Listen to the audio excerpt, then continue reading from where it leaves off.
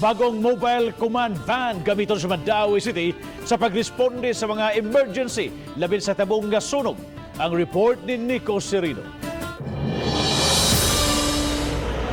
Kini ang bag-ong mobile command center nga gipalit sa Mandaue City.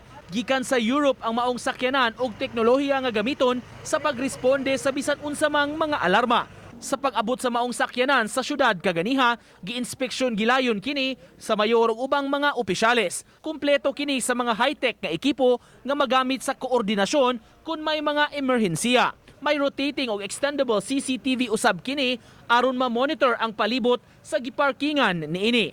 Sa matag dunay mga panghitabo og mga emerhensiya, giawhag ang publiko nga pangitaon lang kining mobile command center nga van tungod kay ani agyod mag-standby ang ground commander ug ubang mga opisyales nga mag-coordinate sa unsa may ilang buhaton pagresponde sa maong insidente.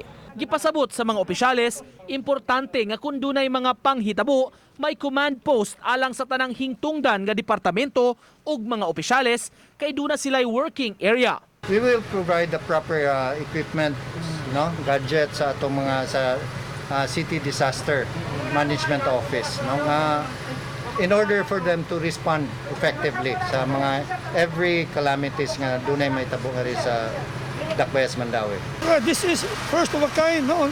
Nindot kayo. In fact, kanirang isa tibok province sa Cebu. Ang Mandaue rin na unya nga nila to makita ang mga panghitabo niya, doon ay mga disaster sa ito, tanan.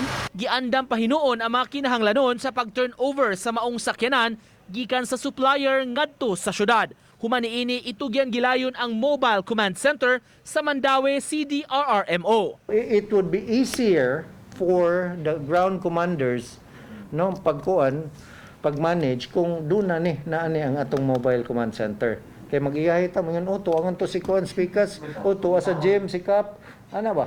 At least usara ka area mo converge. Uban ni Godfrey Relien, Nico Sereno, Balitang Bisdak.